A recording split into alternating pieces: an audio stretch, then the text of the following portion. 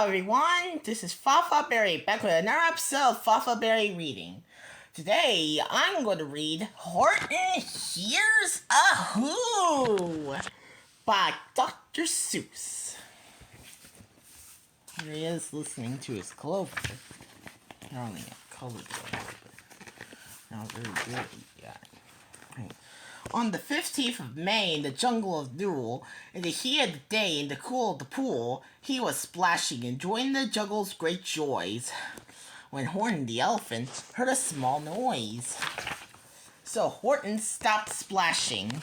He looked toward the sound. That's funny, thought Horton. There's no one around. Then he heard it again. Just a very faint yelp, as if some tiny person were calling for help. I'll help you, said Horton. But who are you? Where? He looked and he looked. He could see nothing there but a small speck of dust blowing past through the air. I say, murmured Horton. I never heard tell of a small speck of dust that was able to yell.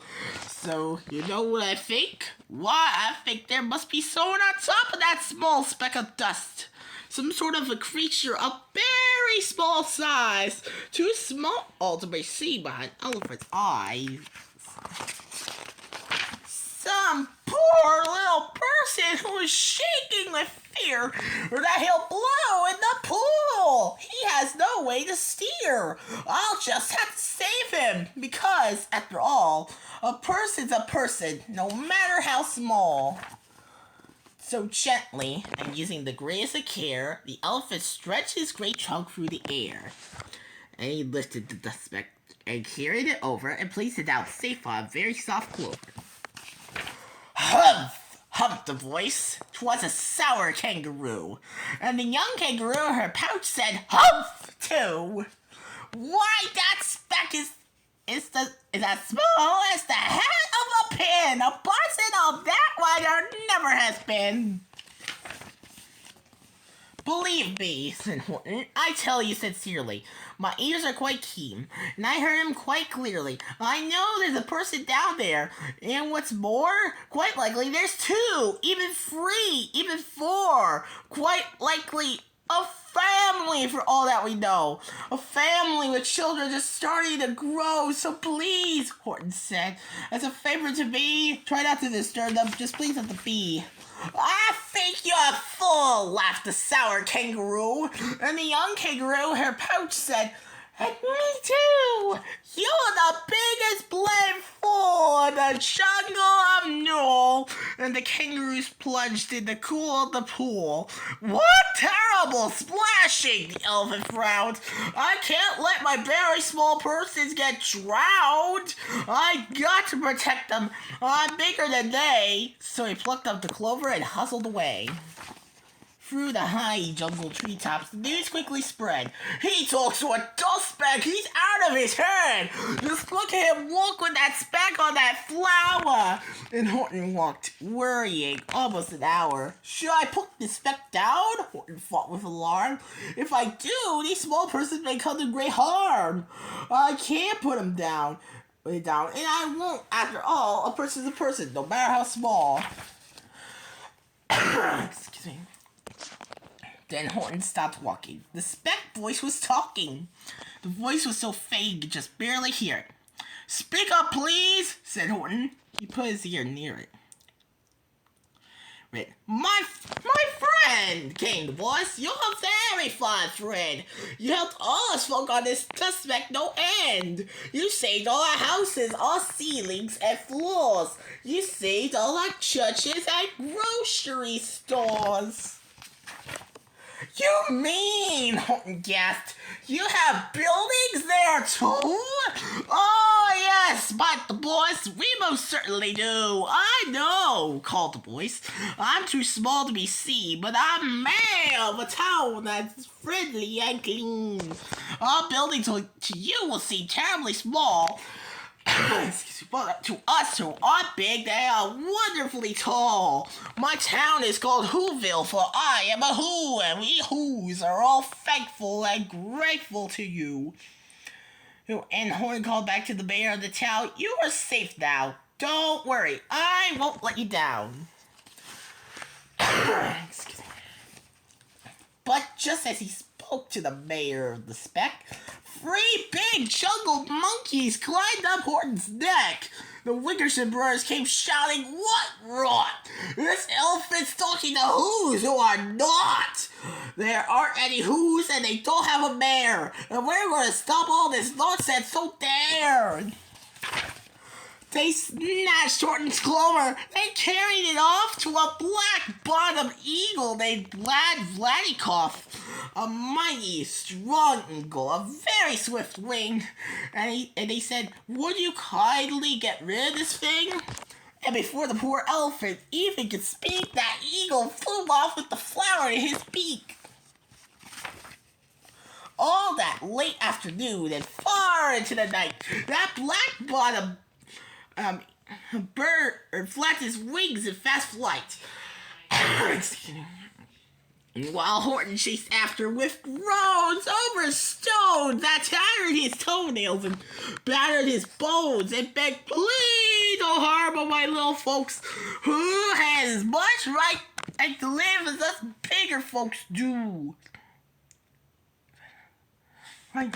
But far, far beyond him, that eagle kept flapping, and over his shoulder called back, "Quit your yapping! I'm flying that through. I'm a bird. I don't mind it, and I'll hide it tomorrow where you'll never find it." And at 6:56 the next morning, he did it. It sure was a terrible place I hid it. He let that small clover drop somewhere inside of a great patch of clovers 100 miles wide. "Find that," sneered the bub. "I think you'll fail." And he left with a flip of his black-bottomed tail. Excuse me. "I'll find it," cried Horton. "I'll find it or bust. I shall find my friends on my small speck of dust."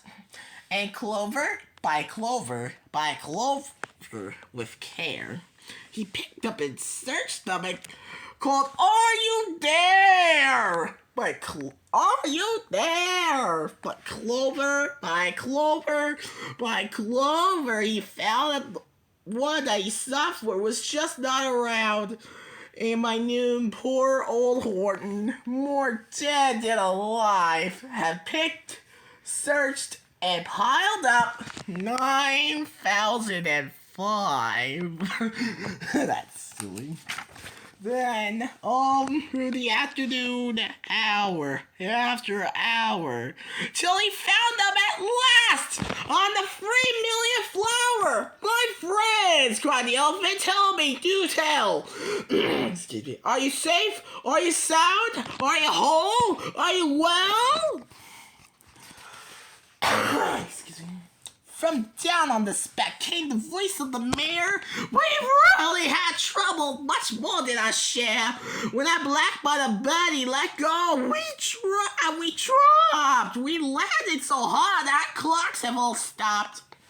Our teapots are broken, our rocking chair smashed, and our bicycle tires all blew up when we crashed. So Horton, please," pleaded that voice of the mayor's, "will you stick by us who's are making repairs?" "Of course," Horton answered. "Of course I will stick. I'll stick by you small folks through thin and through thick." Excuse me. Humphed the voice. "For almost 2 days you ran wild and insisted on shattering the persons who have never existed. Such carryings on in our peaceful jungle. We have quite enough of your bellowing bungle. And I'm here to state," snapped the big kangaroo, "that your silly, nonsensical game is all through." And the young kangaroo, her pouch, said, "Me too." With the help of the Wickersham brothers and dozens of Wickersham uncles and Wickersham cousins and Wickersham in-laws, whose help I engaged, you're going to be roped and you're going to be caged. And and ask for your dust back, ha! That we shall boil in a hot, steamy kettle of diesel, not oil. Boil, let's guess, Horton. Oh, that you can't do! It's all person. Still prove it to you.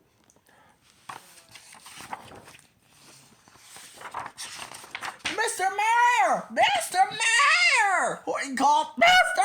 Mayor! You got to prove now that you really aren't there! So call me. Get everyone out! Make every who holler! Make every who shout! Make every who scream! If you don't, every who is going to end up in a peasel, not stew! And down on the spec, the scared little mayor quick called a big meeting in Whoville Town Square.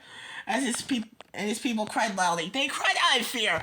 We're here! We are here! We are here! We are here!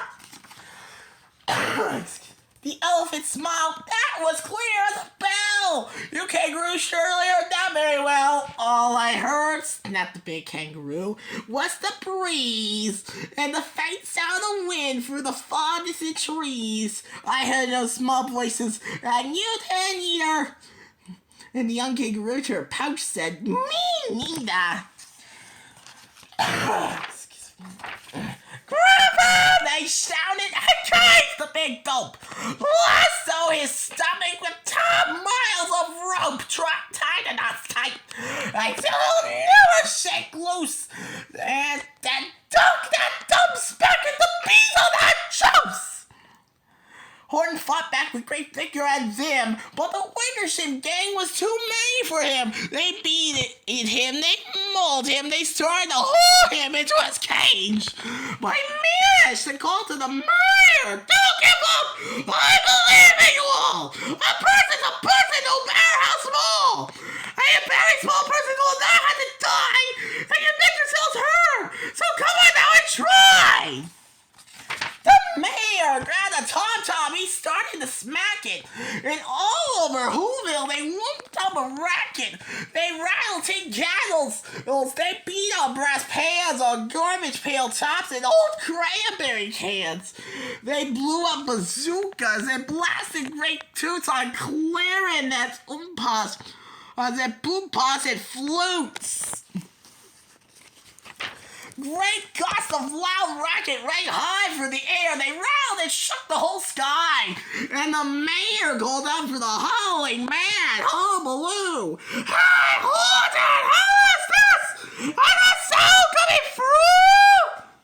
And Horton called back, I can hear you just fine. But the kangaroo's ears aren't as strong as mine.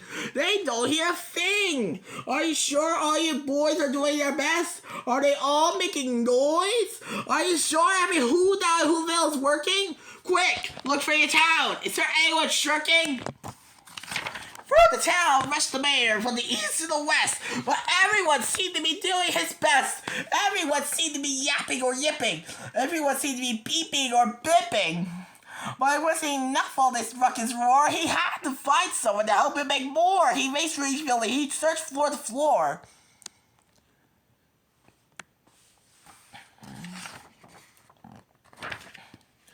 And just as he felt he was getting nowhere, and almost about to give up in despair, he suddenly reached through a door, and that mayor discovered one shirker who had hidden away in the Fairfax Apartments, apartment 12J. A very small shirker named Jojo was standing, and bouncing a yo-yo. Not making a sound, not a yip, not a chirp. And the mayor rushed inside and he grabbed the young twerp. And he climbed with the lad up the Eiffelberg Tower. Yes! Cried the mayor! And your town stuck in tower! The tower of who's with that blood that is rising under the air of that country! He said, we got to make noises and greater amounts! So we go out flat, but every voice counts! Then he spoke as he climbed. When he got to the top, the lad cleared his throat and he shouted out, yup! And that's yup. That one small extra yup put it over. Finally, at last, for the speck of that clover, that voice has been heard! And the elephant smiled. Do you see what I mean? They proved they are persons no matter how small. And their whole world was saved by the smallest of all. How true! Yes, how true, said the big kangaroo. And from now on, you know what I'm planning to do? From now on, I'm going to protect them with you. And the young kangaroo in her pouch said, me too! From sun in the summer, from way when it's fallish, I'm going to protect them, no matter how smallish. The end. Yeah, that was crazy.